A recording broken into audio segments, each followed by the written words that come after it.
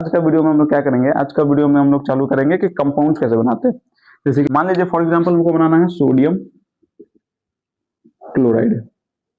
अगर कोई बोले कि इसका फॉर्मूला कैसे लिखेंगे, तो पहले तो हमको पता है कि ये सोडियम, देखिए हमसे याद रखिएगा पहले वाला हमेशा मेटल होता है और सेकंड वाला हमेशा नॉन मेटल होता है। ठीक है, नॉन मेटल ये रेडिकल्स हो सकता है।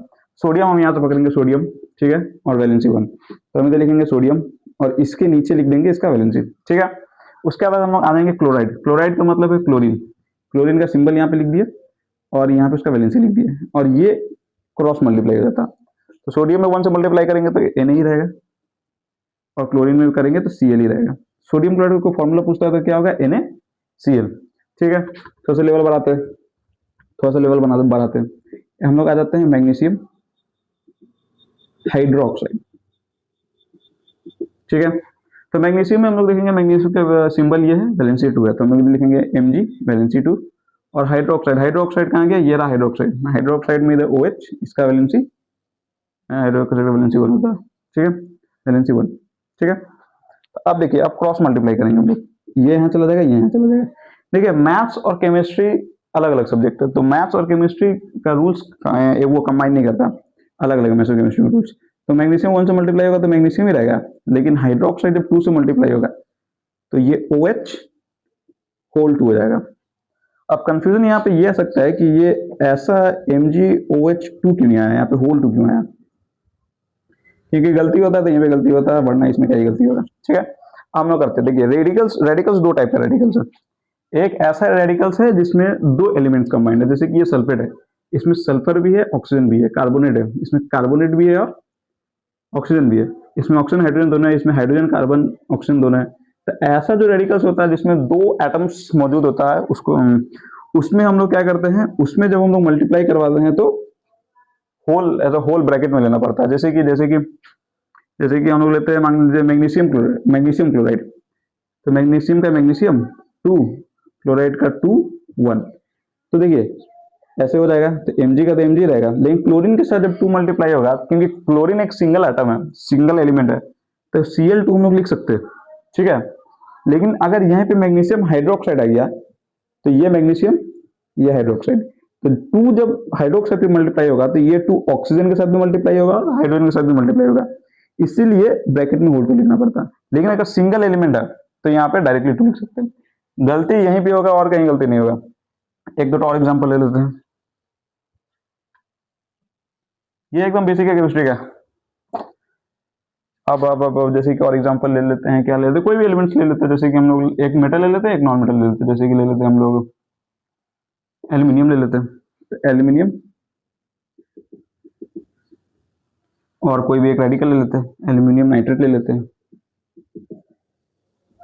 तो एल्यूमिनियम का Al वैलेंसी 3, नाइट्रेट का NO3 वैलेंसी 1।